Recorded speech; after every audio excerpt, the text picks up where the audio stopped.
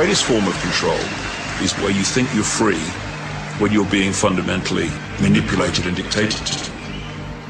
One form of dictatorship is being in a prison cell and you can see the bars and touch it. The other one is sitting in a prison cell but you can't see the bar, you think you're free. What the human race is suffering from is mass hypnosis. We are being hypnotized by people like this. Newsreaders, politicians, teachers, lecturers. We are in a country and in a world that is being run by unbelievably sick people. The chasm between what we're told is going on and what is really going on is absolutely enormous. So yes, hello, thank you everybody for joining us for the episode of the Red Pill Hardcore TV show. I'm your host V, and this is a very special episode, and I get in the habit of saying this for every episode. I don't know where I could have picked that up from, as every episode is special and all my guests are special, but this particular guest is dynamite. You guys have heard me talk about this man endlessly, as this man is that's that Spartan warrior moment when you put out your arm and you pick up another man, forearm to forearm, out of hell, and this is the man that did that for me. He is probably the primary inspiration for the Red Pill Hardcore TV show. I speak about this all the time, as I was targeted and visual going through hell itself, and the only thing I had there in the beginning of my studies about what's going on in the world, social engineering, there was the Vinny show. And he had lots of wonderful, informative guests talking about psychopathy. And I started to understand, I've been a student of psychology my whole life. I've studied psychology. Throughout schools, I have been a buddy counselor, student counselor, this sort of thing, and went to school for psychology. And the topic of psychopaths just does not come up.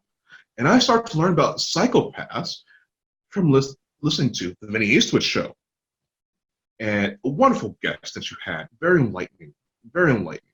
And I'm blessed to have come across the information that you put out there. And you're my hero, as always. I'll always say that. So it's always an honor to have you on the show. Well, thank you very much. I'm really kind of, you'll have to give me 1 second here just to get myself righted, because I'm so frazzled right now, and there was this big cancellation of my channel, as you know, and I don't have a normal nervous system, really. My system's rather nervous like that. And so when something like losing my YouTube channel's ability to upload or live stream in a week where I have gotten like a 700% growth in my channel versus like the previous month, that's kind of a little bit frightening and disheartening. So what I'm doing right now is I'm broadcasting my backup channel to like a couple of people. So we're still going to do what we can, but it's pretty unfortunate, really. Well, I want to say that you being the best source of information in New Zealand, if not the world, and truther media, you have a bit of a special purpose for this particular recording. Now, we have been asked nonstop about our opinion on the shootings in New Zealand. Now, I have a documentary called 5th of November, the movie, Know Their Killers. This has been taken down and censored by YouTube a couple times. I'll post a link in the show where you can watch the new uploaded version of it, or even the Facebook version, which has not been touched. So now, my stance on these shootings is firm, despite all the questions. And I have ducked and dodged as much information, online information, as I could about the New Zealand shootings, because I wanted to come from a platform of, yes, I covered this, I have expertise on this. I don't want to be influenced by new information. And I want to see if this matches up with what I've already put out there. Now, unfortunately, I was not able to dodge his supposed testimony that he was told to do the shootings. The shooter was told to kill people by the CIA, which again matches up with what information I put out there in my documentaries. Now, Vinny Eastwood, not only being a New Zealander, I believe that's the term I would use, you have had an axe to grind. I've seen it, just sparks everywhere. You've been very vocal about this, and that's why we're going to make you the primary expert on this situation as far as your interpretation of it that should be in media. Yeah, well, sorry, you'll have to rephrase the question. Well, we want to know, everyone should know my take on this. So what is your take on the shooter in New Zealand? I didn't even bother to retain the memory of his name. So let's start from the first step and just build it on up. And I want to know what your opinion is about this shooter. Who is this guy? Why did he do it, etc.? I don't know. To be honest, and it's illegal to try and find out. Like that's pretty much as funny as it gets, right? Let's say JFK gets shot and they say it's illegal to have footage available of it.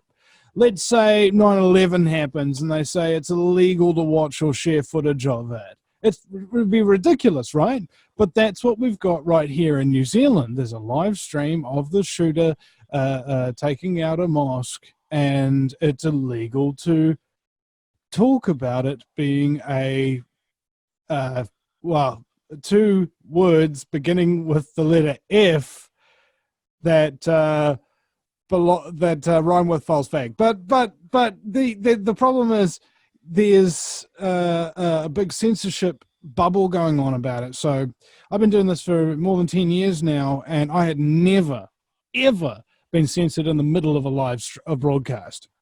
All right. Ole Damagard, 25 years doing this. Never, ever been censored in the middle of a live broadcast. The day after this shooting and us doing the live broadcast, we got censored right in the middle of it. So it's a little bit of a freaky thing there. That was strike 1 on my channel. We're now up to strike 2. If I get a strike 3, I lose everything. That's 3,500 videos on that channel and all sorts of stuff. That's 10 years work. It's pretty sad to think that might happen.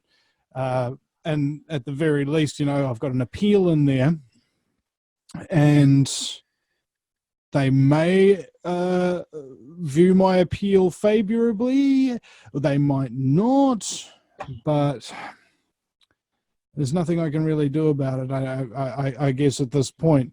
And when we talk about the shooting and the shooter, I'm now all of a sudden overly cautious about what to say. And maybe that's the whole point, is to just send the fear into people of, can I say this? Am I allowed? And it's ridiculous. We've got so many branches of government really involved here that they can view this evidence. They're going to look at this evidence and share it with other people and that kind of thing. But apparently the public and journalists and indeed most of police are not allowed. Well, I can tell you that my executive producer, who schedules us talking, was actually censored by Facebook, a 24-hour ban on using the messenger because you have bullied someone in a message. That is the most random, vague censorship that I could possibly think of that anyone can do. Uh, so I'm so glad that you got the message that to talk to me on Skype and get things going from there. Isn't it interesting how he's blocked from using Messenger on Facebook, but he wasn't blocked from commenting on Facebook? And it's like, well, yeah, exactly. So I'm glad you got the word. yeah. I mean, come on, guys. What are you doing? It's just like, do your jobs properly. We need to be cut right off here. Am I poking the bear here? It's not a very smart move, I don't think.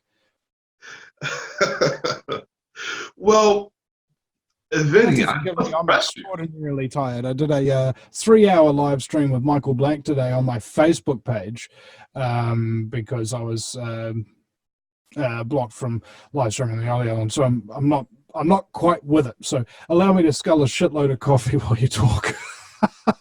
Absolutely. And I feel as though New Zealand, now this is the Five Eyes. New Zealand is one of the Five Eyes, people. Let's put that into the situation, into the perspective here, as you have the imperialistic nations who are suddenly having issues with guns.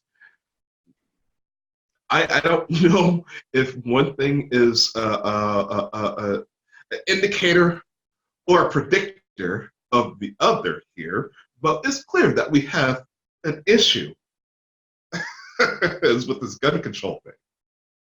What do you think? Yeah. Well, the gun control angle came out immediately after the shooting, like immediately. Our gun laws will change, like just like that. Okay, 600 pages of documentation you've written an hour, eh? That's not ridiculously suspicious. What was happening before all of this, you ask? Well, a couple of interesting little things. On the 6th of March, Crisis X was having an expo, and they specialize in simulating terror incidents for preparedness training. Like they employ dummies that are loaded with red dyes and stuff, so that when they're shot, blood appears to come out of them. They've got amputees who are on the payroll. They've got actors. They've got all sorts of stuff, right?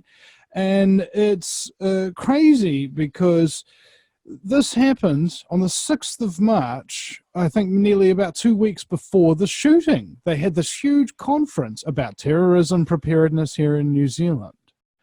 Not long before that, we had somebody bump out of a bush and punch a member of parliament in the face and then disappear into the ether. And then it prompted calls for more armed protection of members of parliament. And before that, we had a $5 million upgrade to the security of the Prime Minister's mansion. And just before that, we had 4 Chief Justices move into the same suburb that happens to be guarded by 4 soldiers 24 hours a day from a nearby military base. And this is all leading up to this, and you're like, what is going on here? We smell that something was up. There were drills on the day. The Air Force was doing a training exercise whereby C-130 Hercules full of men and equipment would be flying around and flying low and doing a whole bunch of exercises. One of the exercises, flight rounds, went right over Christchurch. Ole Damagard alleges that there's this kind of terrorism world tour going on. A bunch of people in one sort of a plane all together with this professional team of stages of attacks, allegedly. Now, this is not all confirmed and stuff like that. These are just a whole bunch of interesting coincidences, including there were Armed Defenders Squad, that's our equivalent of the SWAT team, drills on the day. And indeed, that leading up to that entire week. Now, I also know that there were not only SWAT team drills, but there were Special Air Services drills. That's our equivalent of the Delta Force. They were doing sniper drills on that day as well. Now, the gunman in question, and I want to actually just give a little bit of a shout out to the people in the chat room. We've got Steve Brighouse from my main channel. He's just given us a $50 super chat saying, "Don't give up, brother." Thank you so much for that, man. I appreciate that. And I need people to share the hell out of this channel right about now, because the other channel had 40,000 subscribers, against several thousand in the last week. You know, we had hundreds of people watching the live streams, and right now we've got like 20. So that's what YouTube has reduced me to, because I'm willing to explore all the possibilities of the Christchurch shooting. So that's pretty much where you're getting the information from here, ladies and gentlemen. And this shooter himself, so many little interesting things. He's been in and out of like 10 war zones on goodness knows whose coin. He says he got it from BitConnect in 2010, and BitConnect only really started in like 2016.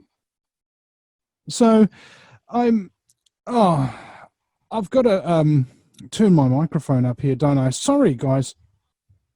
Well, and I want to say really quickly, people, you see a pattern here. There's always some sort of military drills, police drills, when stuff like this is going to happen. Okay, there's no such thing as a coincidence. You people need to get over that. Strike that word from out of your vocabulary. There's no coincidences. There's a control grid. Things are happening. Happening. Now, it's no coincidence that also this would happen. The Prime Minister, I believe he said, upping his security, and here we have this guy saying that he was under some sort of intelligence agency mind control. This coincidence is out of the water here, I think. It's out. I found that, in fact, I was talking to Max Egan about this the other day, is that the audience actually becomes sort of like this this workforce that you can begin to rely on to let you know how you're doing, what you're doing, and to even help out, moderate the chat, and all of that kind of thing. And I'm really appreciative for you guys all helping me out and that kind of thing, because this has been a really stressful day, because I was like thinking, you know, that whole counting your chickens before they've hatched. And I was like, I got over 200,000 views, and the average I was getting was maybe like 50,000 views a month or whatever. So it's like a geometric increase in the amount of activity on my channel, because I'm doing so much good coverage of this Christchurch mosque attack. And the vast majority of the coverage about the attack itself is actually based in the United States. So they're not here. They don't have sources on the ground. And they don't know the local word on the street and all of that kind of thing. So I'm going down to Christchurch. Well, I would say, forgive me for whatever negative connotation you get out of this, but you are the Alex Jones of New Zealand. There's no one bigger than you in independent media.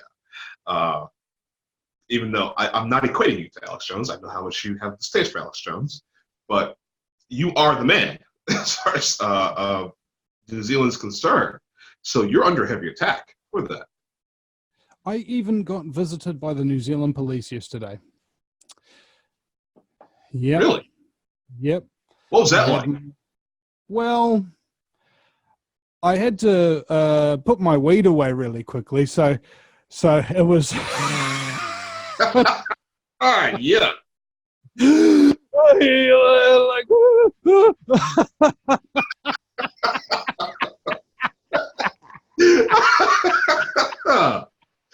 Oh wow. oh my god! My heart went.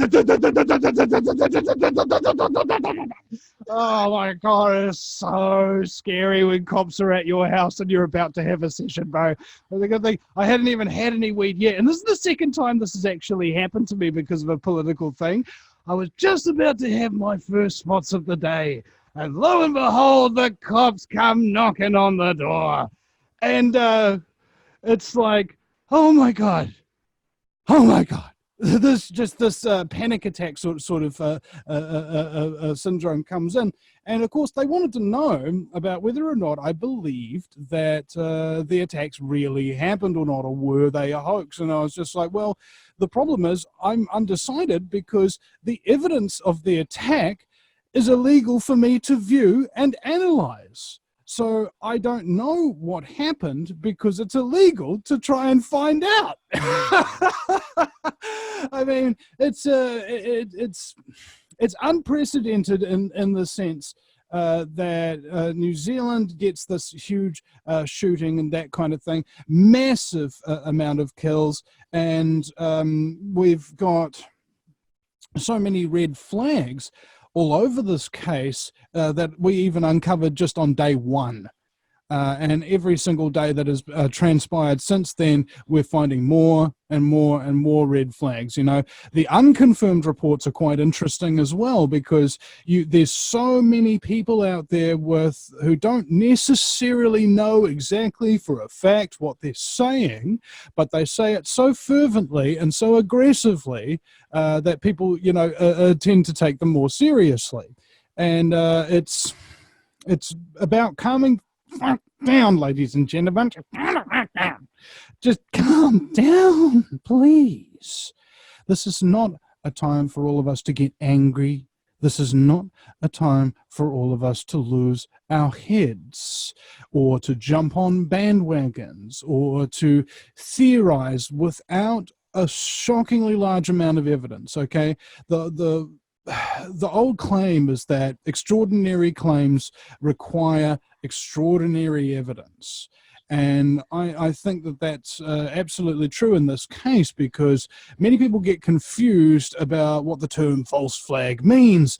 And they think it means, oh, you think nobody died. It's like, no, that's not necessarily what it means at all. What it means is a drill goes live, or somebody just gets blamed for something the government did to itself or to its own citizens, more or less, so they can justify a war, justify taking guns, justify surveilling the population, justify a world government, justify X amount of kind of they arm the police, blah, blah, blah, blah, blah. You are 100% correct. but this brings up so much. I got to stop you there before the questions in my head. Just add one thing before you go. So I just want to thank Clumpdud for yet another super chat, and he's reminding us that David Wilcock's live shows were sabotaged too, and he says, no worries, keep fighting. Thank you so much, Clumpdud. Oh, wow. Well, there's so many great points that you brought up there that I have to bring attention to. So, for one, it's illegal to investigate. So you being a journalist makes you a criminal that has the police show up to your house. Yeah. The police are visiting journalists. So that's that's a new one for me. Well, it's not new. I mean, it's happened once before. Incidentally, I was also just about to have spots, and then I don't know what it is about if you're doing the right thing, you'll get all these synchronistic things that just allow you to keep doing the right thing. You know, that's how it works, I guess. And then my next point was going to be that since no one can actually investigate, that leaves a lot of space for the information that's circling around about this. Now, there's a history of totalitarian governments, corrupt governments that want to rewrite history. Our New World Order wants to rewrite history as it is happening. Essentially, I think. You can tell me your interpretation on this. And this all actually boils down to all of this information, distrust, the chaos. Because from chaos comes order. You have what the public thinks. You have what the government knows, who controls the information, and the political direction that this is going to go. Now, what should we do as a society in this construct? Well, I think Mark Passio sort of had the thing, and also I want to again thank the people in the chat room for helping us out with the new audio levels here. Mark Passio basically has identified a core thing. The aggregate morality of society will reflect the aggregate freedom of that society. As morality decreases, freedom decreases. So at this point in time, we have a very immoral society, and it's allowing extraordinarily immoral things to take place on a semi-consistent basis, almost without check. And I believe that in every battle, conflict, or whatever it is, there's really two factors that you need to look at if you want to achieve victory: tactics and technology. If you've got the best technology and the best tactics, victory will be yours. And I believe that a lot of people, I think I was talking with Ian Crane about this maybe a week before the shooting. He used the term Jerry activists, and he says this out of affection for them because in fact, the analytics on my YouTube channel reflect this, that it's in fact the elders who are the audience for this information overwhelmingly. People from the ages of maybe 35 to approximately 65 have the bulk amount of the audience for most of the kind of conspiracy content that you see online.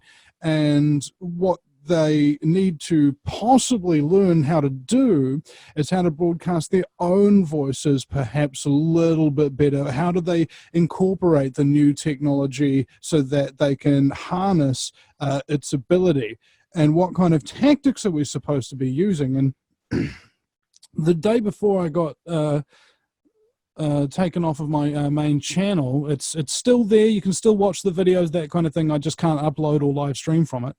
I had a most interesting conversation with Kevin Lawton about pretty much how to open source everything. And there's so many examples of open source organizations who have done incredible work and have done so incredibly fast to such a high standard that you kind of think that most institutions now are completely obsolete, because we've actually got the technology where people can come into a room, you know, like this, a digital room. We're inside right now, where we can interact, we can share ideas, and somebody will come up with a half-baked scheme, and then everybody will go, okay, but what about if we take this bit of this half-baked scheme and we advance it, that kind of thing. Before you know it, ideas are taking off.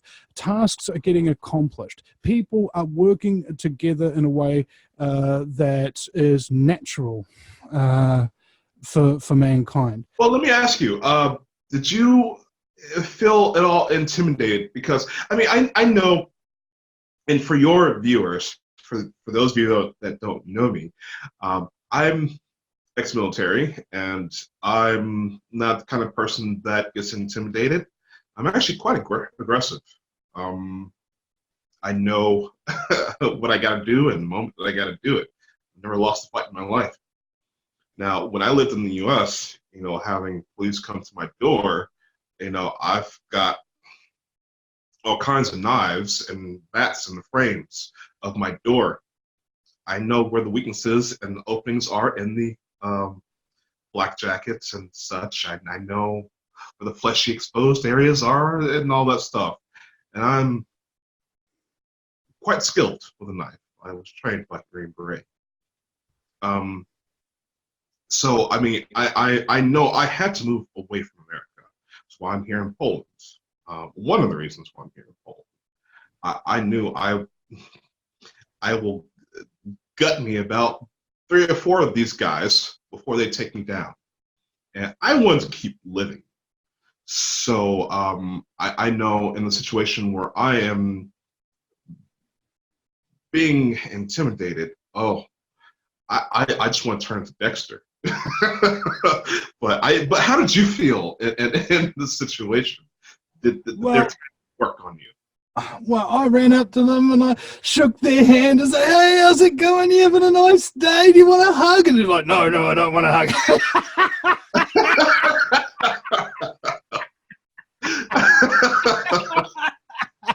And there's a female officer too. And I said, "I'll shake your hand. Do you want a hug too?" She's like, "No, no." I take him down to the man cave. And my wife's like, no, don't take him down there. Don't take him down there. And they're like, "Oh, have you got weed plants to go down there?" And I was like, no. She just thinks it's ugly and she doesn't like it. But I like it, so you'll like it too. And then we're just leading these cops down the garden trail, literally speaking. And get them down there and they sit down. They're afraid of mosquitoes and stuff like that. They're looking around. And in fact, my wife told me later that they seemed a bit scared to her. I didn't notice because I was just trying to overpower their fear with charm, as you do. And the the thing that happened was one of the female cops showed my wife her ID, and my wife noticed that her hand was shaking a little bit, when she was showing her the ID. So here's the thing: if you like coming up to somebody like me. There's a lot of things, and one of the first things I actually explained to these cops was the Dunning-Kruger effect, because he said to me, "I've seen one of your videos," and this is something I did on the Quite Frankly podcast a couple of days ago, and this is what they were visiting me about. And they wanted to know whether or not I was thinking it was a hoax or whatever, and trying to promote that idea. And I said, absolutely not. I just don't know. And the Dunning-Kruger effect, I explained to them, because he said, I've watched one of your videos. And I said, well, look at it like this. They got 2 groups of people. One knew a lot about the subject that they were being asked questions about, and one knew very little. And the most interesting thing happened, because when they gave the answers to their questions, they were asked, "How confident are you that your answer would be correct?" Now, they found that the people who knew a lot didn't know quite as much as they thought they did, and the people who knew nothing thought they knew a lot more than they actually did. And so what that means is we don't know what we don't know. And it behooves us to be humble in any situation that we're not 100% aware and experienced with, especially if it's something new. Try not to make assumptions and deductions, that kind of thing, too quickly. And they were like, wow. And I was telling them about how I started up and that kind of thing. And by the time the conversation was over, they were having a laugh. I was having a laugh. We were shaking hands and wishing them well on their way. That's the kind of thing. And the lesson therein, ladies and gentlemen, is if you're with an authority figure of some description, try your best to become the most pleasant part of their day. All right? Otherwise, they will become the least pleasant part of yours. I have to agree with you there.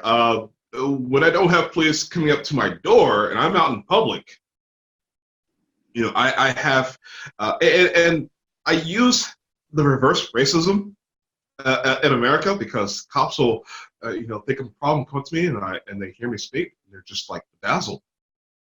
Oh, he's not some gang member, some ghetto individual. And I'm talking to them and joking with them and laughing with them. You're absolutely correct. Kill them with kindness. Absolutely. So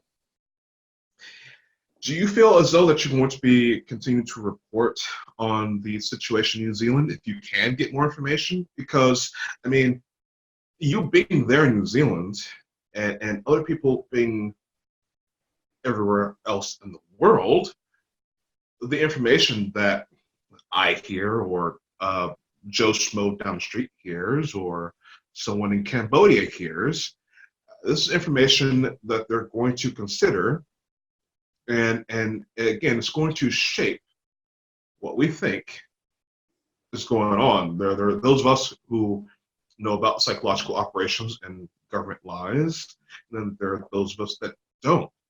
So are you going to be on the safeguard for us and try to get us the best information? Because that's very key. Well, well, I'm going down to Christchurch very soon, and when the cops came here, they were very surprised at how tall I was, you know, because when you're looking at the live stream, you can't really tell somebody's size, that kind of thing. So when you're 6'6", and somebody wants to come up and throw a punch at you, they take a look at you, and usually the first thing that they do isn't continue to come at you. The first thing they do is take a step back and go, gee, this guy actually looks pretty tough. Maybe I better rethink this thing. Right. At least that's the hope. And we have yet another super chat in here from Clump Dud. He says, talk to each other. The power of your spoken word and truth will instantly bring light to their nefarious ways. There will be nowhere for them to hide. The scumbaggery in our leadership and the abuse of our children will be stopped. Yeah, damn right, mate. Eventually, hopefully. And I think that's another interesting note to think about, is how important it is for each of us to contribute in our own way. I came up with this on a show the other day, was the difference between passive, non-passive, and active resistance. So let's say, for example, it's similar to how a war, okay? Active resistance is the front lines of the war. Non-active resistance is the people on the back lines who supply all the food and the weapons and run the bases and things like that.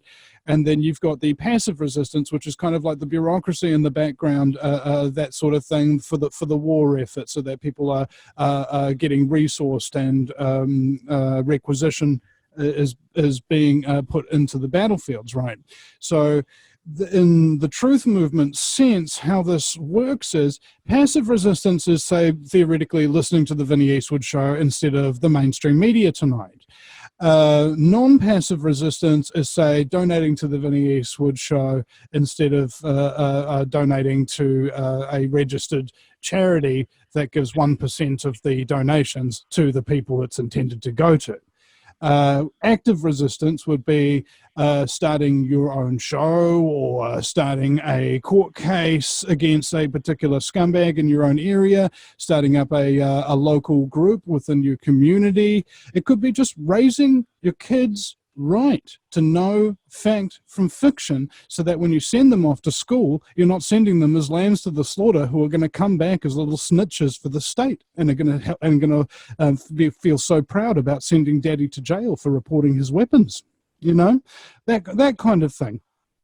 Everybody has the opportunity to do what they think is right in their own particular way. And at the moment when this mosque shooting happened, because I'm the only person that has a foothold in the US alternative media that is from New Zealand and in New Zealand.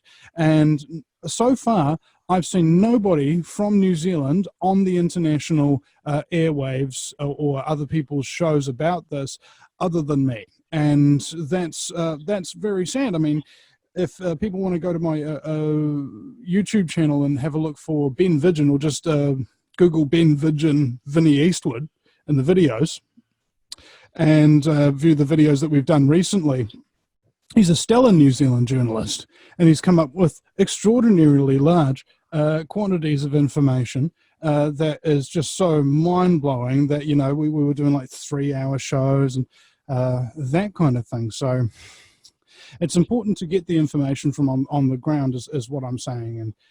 this is what I'm trying to do, because I'm the one in the point of responsibility, because Ben Vidgen wasn't even able to, he doesn't have his own show. And there isn't anybody in New Zealand with their own show, their own YouTube channel, their own social media platform, and all the reach that I do. So it fits me in a unique position of responsibility. And so because this is my backup channel, ladies and gentlemen, I am relying on all of you as much as possible to go to my original channel and fill up the comment sections with links to this particular channel and these particular live streams and that kind of thing, because that way we'll have the ability to send people over to this channel, and we'll still be able to report the news to some better extent. I mean, we're well behind in how many people we need and normally have watching these streams, but it's important that everybody realize that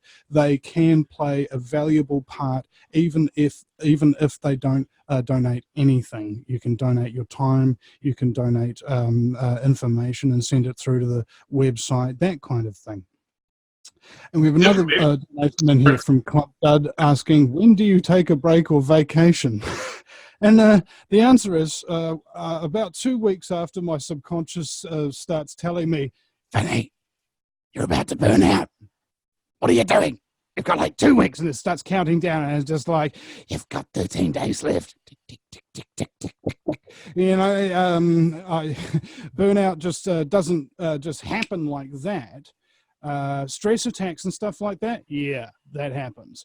But I managed to drink a hell of a lot of water, get a hell of a lot of sleep, and plenty of sex with my wife. You know, it helps immensely to relieve stress and enjoy the fruits of life, and that way you can just continue to work. And because of the fact that I'm also getting so much attention right now, because, and this is a bit of an admission, I'm going to say, because I'm a narcissist, the more attention that I get, the more signals it sends to my brain, this is positive, keep doing it, keep doing it, that kind of thing, and it gives me energy. That kind of thing, energy that I steal from you, ladies and gentlemen. So thank you very much. I feel like a talk radio parasite. You know, I bring up Dexter. Some people think of a psychopath as someone that's evil and kills people and all that stuff. Yes, maybe true, but I think there may be the mutant strain out there that's willing to take out all those other psychopaths. And here we have, a narcissist who's willing to do the right thing for everybody else and expose other narcissists, perhaps. For really selfish reasons, all right? Because I won't hurt you, I won't kill you, I won't lie to you, and I won't betray you. Okay, that's basically it. And the reason why I don't do that is because for many, many years I did do that. And I experienced a lot of extraordinarily painful consequences for my actions. So I go, all right, here's the rule book. Don't do that. And that way, this won't happen to you anymore. So I'm on a wavelength where it's like, if you just be a good gun and you tell the truth and you try to help people that are talking about things that other people don't want to hear but need to, there's a good chance that the goodwill that generates will actually make a difference in this world. It might activate other people to become more than they are. It might give them hope. It might have an awful lot of other effects that I could not possibly predict, more or less. And this is the thing that I'm dreading most, I think, is the possibility that that cult of money might get to me, or if I have enough resources in my hands that I'll start mismanaging it and that kind of thing. Because my greatest fear is to use these talents, use these skills that I have, not for humanity, but against it. And just for myself, right? My greatest fear is to become selfish. Isn't that interesting? Because I know the damage I could do if I were to lie to people, if I were to manipulate, if I were to take payoffs and shit like that, or not speak from the heart, more or less, as an honest journalist should. The damage I could reap would be incalculable. And so I don't do it. And I hope like fuck that I don't have somebody in the intelligence services threaten my family and force me to do it. And I've warned people on my show, you know, if you see a massive change in Vinny Eastwood, if he's not the same guy anymore, if he starts to push the frickin' mainstream agenda, and I'm not talking about like knee-jerk reaction, oh, Vinny said something I didn't like, he's part of the establishment. No, that's not what I'm talking about. I'm talking about I totally abandon every single principle that you've seen me espouse that I have during this show. If you really see it, then I've been compromised. Stop listening, because it'll toxify you, and stop defending me to other people. All right, don't defend anything bad that I do, and don't tell people that, oh no, you just don't understand Vinny like I do, because then you're part of a cult, and I would misuse so much power, and so many people would get hurt if I were to get caught. I will tell you, you being my role model and this whole thing and all, and doing so much and having so much influence, if you did turn to the dark side, I will take you down myself. Thank you. It's my responsibility. I mean, I watched this thing as Justice League Doom, and Batman had a plan to take out every member of the Justice League. All right, everyone. If they got under mind control or something like that, imagine what an out of control metahuman could do to the world, right? And so Batman had a plan to kill all of them, and then somebody stole all his plans to kill all of them, and then used them. And at the end of it, everybody was saying, "What a betrayal! What a betrayal!" But Superman actually gave him a kryptonite bullet, so that he says, if there's somebody out there, if I go out of control, you could stop me. And I hope that you do. You know, that kind of thing. And I believe this is part of the best parts of our humanity, is that we look out for each other and we are watchmen over each other at the same time. I mean, we can be brutal. We can kill viciously, but we can also love and care and laugh. That doesn't make it a hypocritical thing. To be chivalrous is to be a vicious warrior to the nth degree, and the meekest gentleman that were to ever dine in the halls with ladies to the nth degree. And it's an art form. It's something that must be taught, usually through pain and suffering, to be able to separate when am I going to be the meek gentleman and when will I be the vicious warrior. Agreed. Now, I want to back up and address something that you said. Consequences. You went through certain consequences for certain behaviors. Now, that is what's missing in our society. When people want to ask me, especially me being a targeted individual, how did you get to where you are today? You couldn't have gotten to where you are today if you're a targeted individual. There's no way. You have to be a shill, or you have to be working for. No, I got to where I am today because I educated myself. I got to where I am today because I learned all the psychological operations. And it's not very difficult. When you're dealing with these people, just think back to when you were in junior high having to deal with immature girls. You already know every psychological operation that there is. And on top of it, the thing that has empowered me and made me able to deal with these people is the simple fact that I make them feel consequences for everything they do. You want to hack me? Very well. I've got the forensics on you now. I'll take you to court. You want to censor me? Very well. We have that recorded as well. We're going to take you to court. You know, everything these people do, the covert harassment or the overt harassment, we have well documented and files and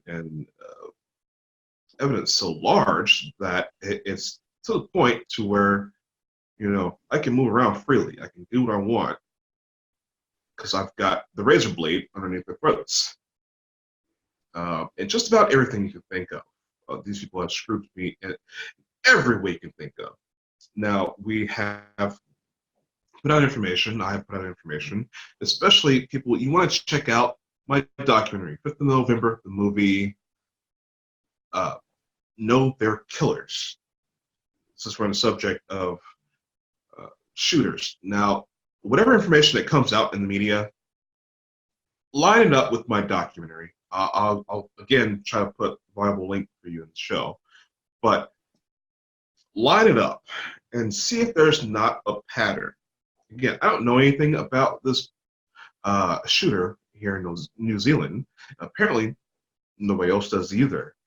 So, but when the facts come out, please just, you have something to compare it to, because they have a formula. These people don't like to change their formula. As Vinny just mentioned, how they were having the drills and all that stuff, there's always drills going on when a false flag is going to happen. Whether people die or not is irrelevant. It's still a false flag. And so I really want people to gather your information, gather your evidence. If someone's censoring you online, record it. Screen record, screenshots, etc. Build your own database, because we need to flesh out what the shadow government's doing, deep state stuff. We need to flesh all that out, the social engineering online. New laws have to be made. We have to take control, because if they have control of the internet belongs to the people, but if they have control of the internet, information is not going to get around until we knock on everybody's door. And we've been made to a selfish, socially cut off society. I mean, I don't know who my neighbor is. You know who your neighbor is? That sort of thing. Have you ever spoken to your neighbor? That's actually funny. I do know who my neighbors are, but I'll tell you a funny story. The other day, the Japanese neighbor down the front of the property, their son's little baby rabbit got out. And so I got the Chinese neighbor and my friend from England to catch the rabbit on the Filipino neighbor's property to take it back to the Japanese neighbor. Is this a joke? I'm not kidding you. Nope. So 3 guys walk into a bar. One's Asian. I mean, one's Japanese. One's what's going on here?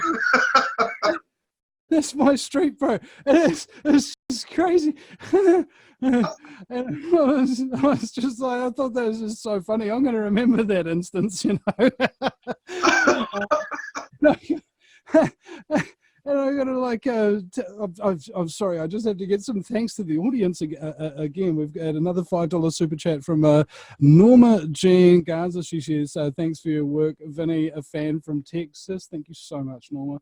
And Clump Dad, again, another $10 there. Vin, you're the greatest. Fear then is to turn into an Agent Smith from the Matrix. Yeah, you actually nailed that, bro. Like, if I like get, what was it that happened to Bane in The Matrix Reloaded? He sticks his hand into his heart, and then it covers his entire body with this reflective material, right?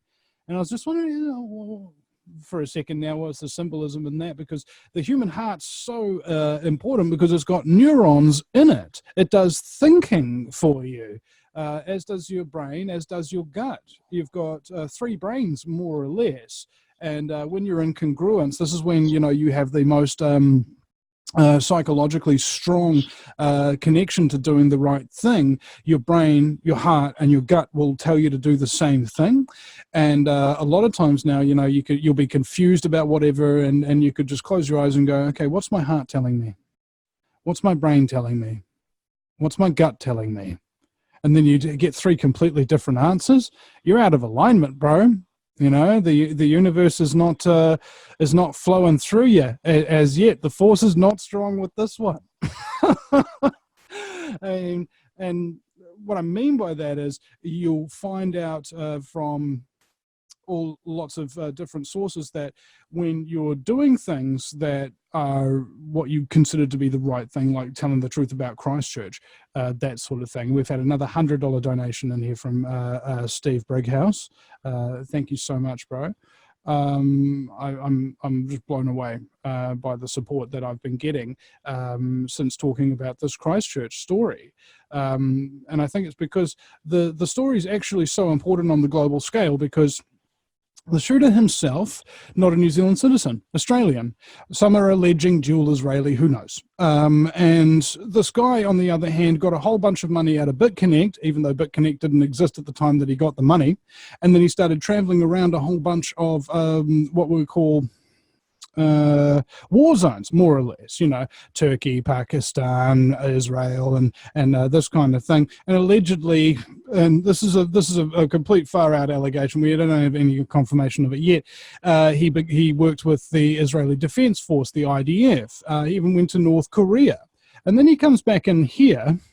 And New Zealand, we've got a famous saying. It's 3 words, and they usually occur right before something bad happens.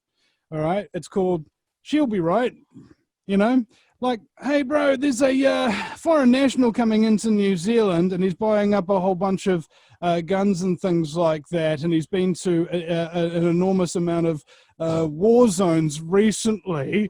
Shouldn't we look into that? And New Zealand intelligence goes, nah, she'll be right.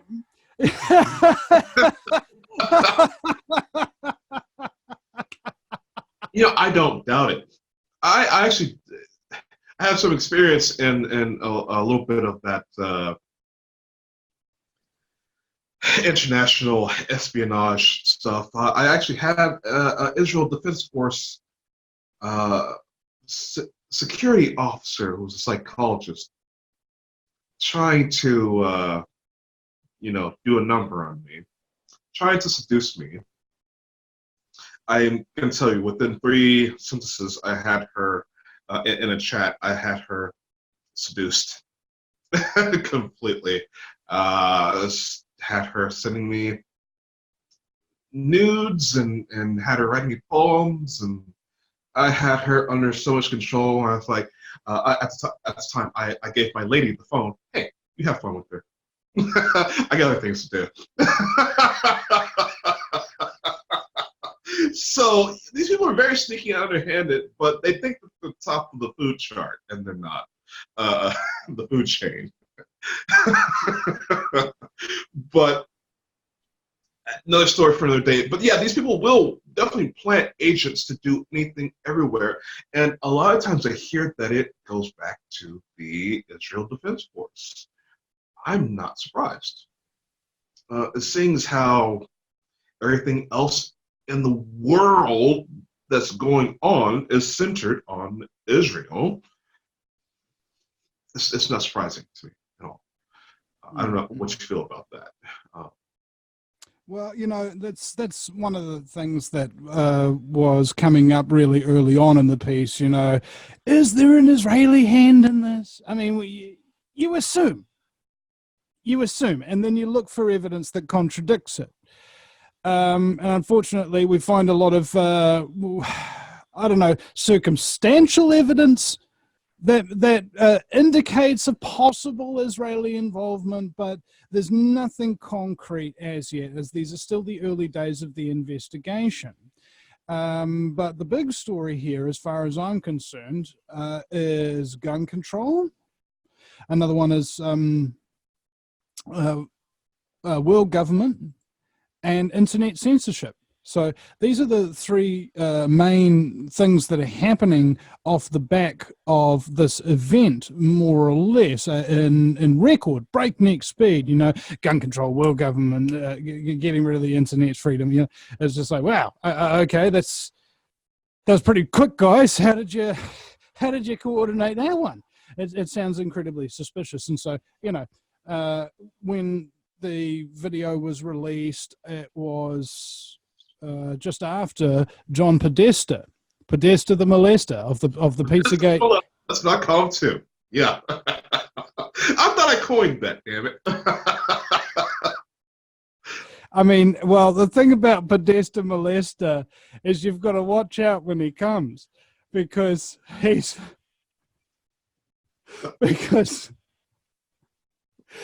had he was here to warn us about a potential cyber attack. And then, of course, everybody's daily dopamine addiction, the old Facebook, goes down right after Podesta the molester warns us about it. All right? And then you get a photo of the molester with his hands like this, and you got a 14 on one hand and a fish on the other, which might be a sexual reference, the smell of fish and the age of preference for his. I don't know what the symbols meant, but here's the point: those symbols on the hands of Podesta the molester were also on the rifle of the gunman. All right, he had writing all over that rifle, and one of them was a 14 and one of them was a fish, the same things that Podesta the molester had up on his hands in a picture that's been circulating around online. Now, this sent me flashbacks of the Christchurch attack. Well, if I say attack, people will go, oh, what do you mean by that? What I mean by that is the Prime Minister himself at the time, John Key, referred to it as a man-made attack and then corrected himself not once, but twice during a public meeting. You go, so if there's a I mean a natural disaster, who makes a mistake like that? Who says and then corrects himself, man-made disaster? Nobody. That's who. So there's a lot of evidence there that's very, very freaky, and you can search Harp Vinny Eastwood and find out about that there. But the real thing to talk about here is the fact that the head of FEMA, this is another US high official, came to New Zealand just before that quake. And there were 9 US representatives from the Congress here as well. Then they jumped on a plane, and then the earthquake hit. But the head of FEMA, the Federal Emergency Management Association, stayed behind. All right, to in our expert opinion, coordinate the attack. So US involvement here in New Zealand and attacks by foreign governments disguised as radicals or natural disasters or anything like that, not outside the realms of possibility. And a lot of people are feeling grief, who may have lost loved ones. And I just want to make people aware that I have utmost respect and compassion for anybody who went through such a horrible attack and survived, because even if you've survived, you're going to be damaged for life. I know, because I've been damaged for life by several incidents and encounters with the New Zealand police and that kind of thing. So I know what grief feels like. This microphone that I'm speaking into belonged to Evelyn Gilbert, who I'd done a lot of shows with over the years. And when she died, the grief hit me so massively. I could barely walk. I could hardly think. I couldn't really speak. That was how hard it hit me. So I know what grief feels like, and anybody who's feeling that after these attacks, my heart goes out to you. But the one thing that bugs me, though, is the Prime Minister, Jacinda Ardern, talking about how she's grieving with you, wearing a traditional shawl and things like that. And it's just it's disgusting virtue signaling. And that's what it is. It feels false, and it makes me feel gross, because I know what the loss of life feels like. And I can see a lot of the family members and everything like that being taken pictures with her, and they think she's genuine. The play's so real that they think she's genuine, and that just breaks my heart. And once they find out that she hasn't been genuine this whole time and she's just using their dead loved ones as a political football, they're going to be hit with another wave of trauma directly after this. And that's how lies and deception work. You don't necessarily have the consequences up front. It's later on that the consequences of lies rear their ugly heads, and that's why you've got to be truthful all the time and not try to use people's suffering for your political benefit. It's sad and disgusting, frankly. Now we have another. This is going to sound ironic, saying but using it for your benefit, and I'm benefiting massively from telling the truth about this. We've got another super chat in here. We've got Clump Dud who says, "Watch Spirit Science Hidden Human History video on YouTube. Vinny's guest is onto something with Israel and how they compromised the USA leaders using women, sex, drugs, and power. And ask what he knows about the Rothschilds." What do you reckon, Dave? Okay, so that was a question towards me? Yeah. Okay, can you repeat that one more time, please? He reckons you're onto something with Israel and how they've compromised the USA using women, sex, drugs, power. And he asks what you know about the Rothschilds. My sound keeps dropping out on the last part of that sentence. What do you know about the Rothschilds? What do I know about the Rothschilds? Well, I do know they are inbred psychopaths.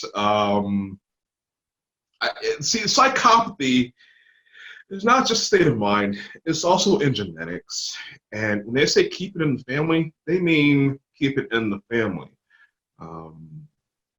It's sort of the same thing with, the kings and queens of England or Portugal or France, Germany, whatever. This is what's wrong with the world today, is that social dynamic still exists. We don't have democracy. We don't have any actual real political party. They want to say communism's bad, capitalism's bad. And these things are just used against us by the still existing monarchies that want to hide as politicians. There's no coincidence that all of the presidents of the United States are all related somehow, some way to some throne in Europe. And so you have the same sort of concept with the Rothschilds. Centralized money, now debt currency underneath the Rothschilds. These are psychopaths. These are your reptile-brained people. They have no concern for other people. I know of some people who I have to interface with a lot who act like royalty, who say they want to help me and don't help me, try to put themselves in a position of worship in front of me. And when I ask of a favor or something to be done they should be doing, their skin literally changes. I'm talking about getting acne and the attitude changes and just, me help someone, turn into gargoyles. All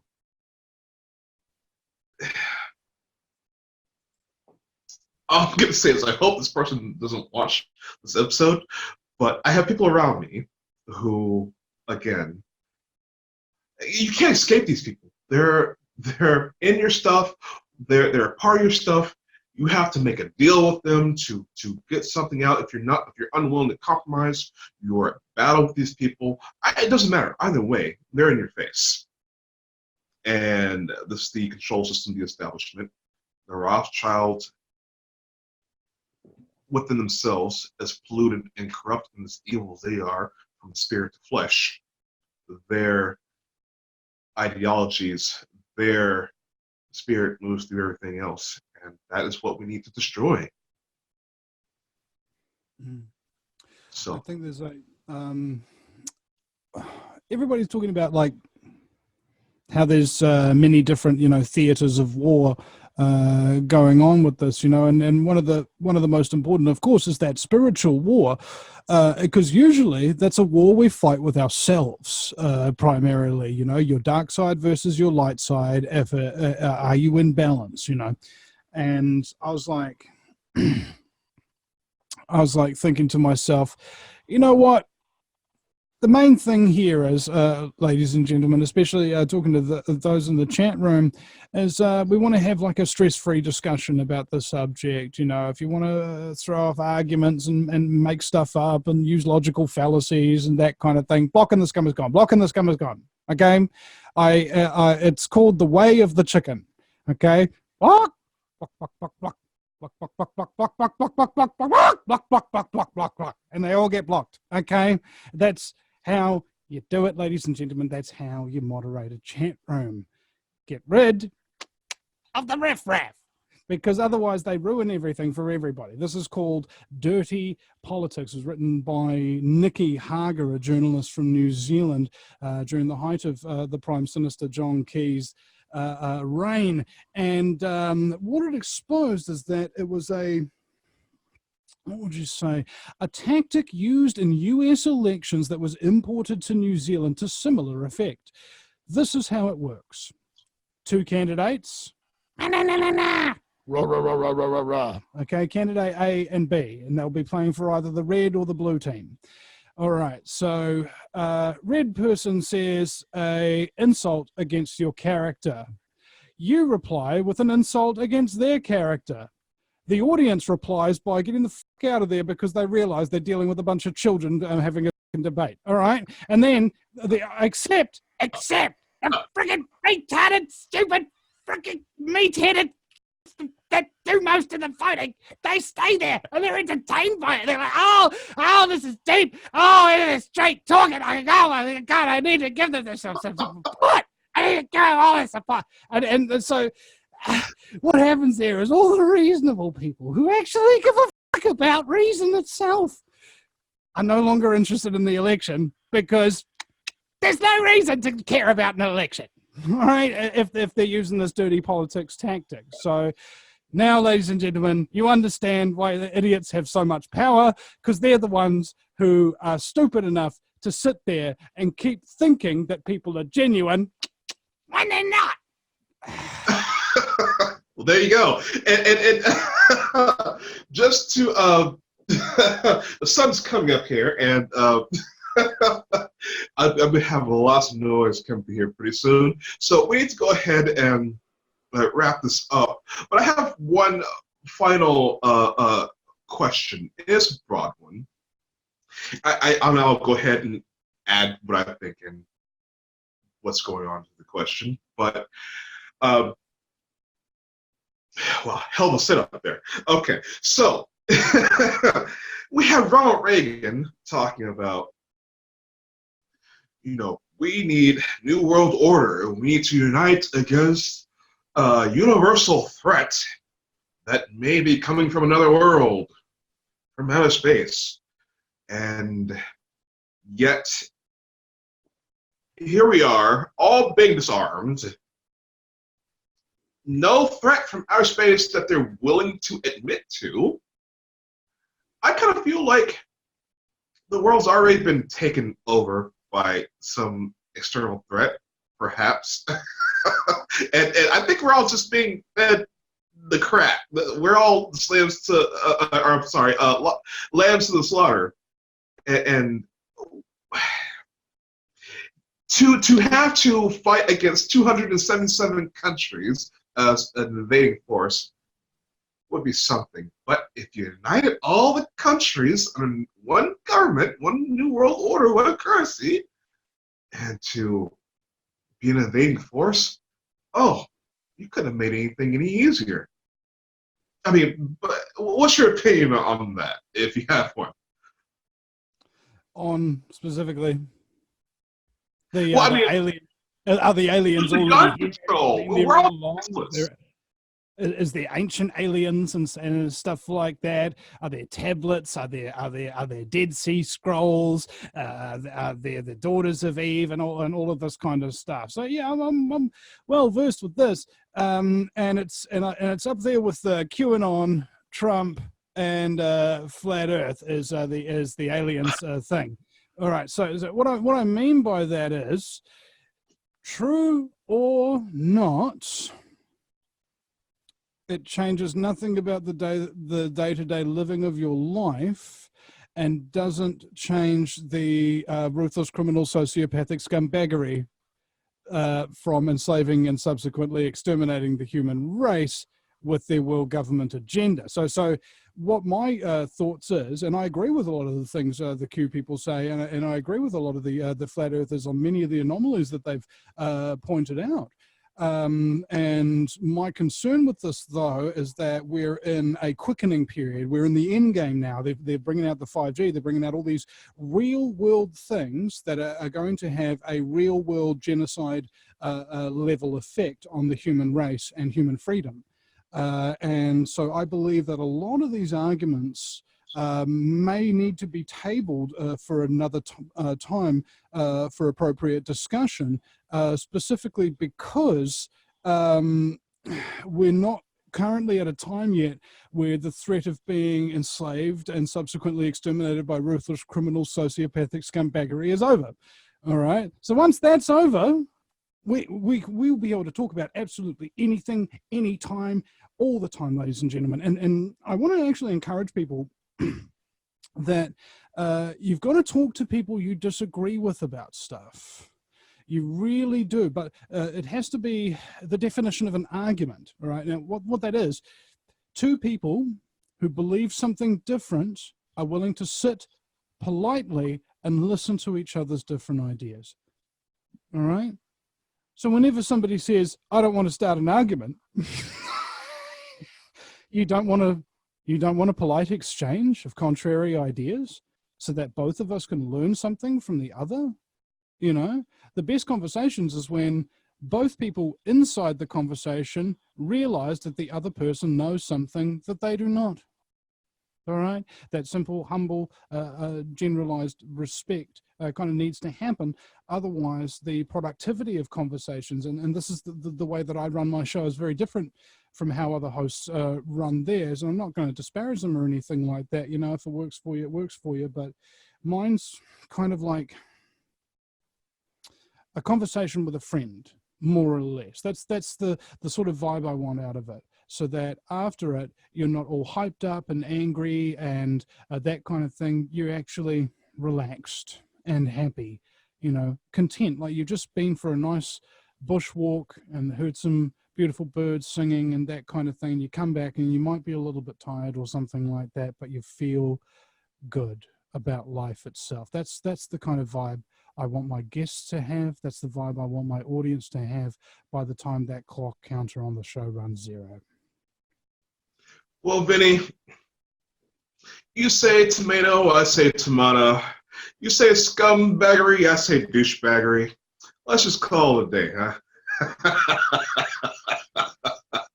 Vinny, I want to thank you for being a guest on the Red Pill Hardcore TV show. You're always a welcome guest. You're the most returned guest out of all my guests because, well, you're Vinny Eastwood.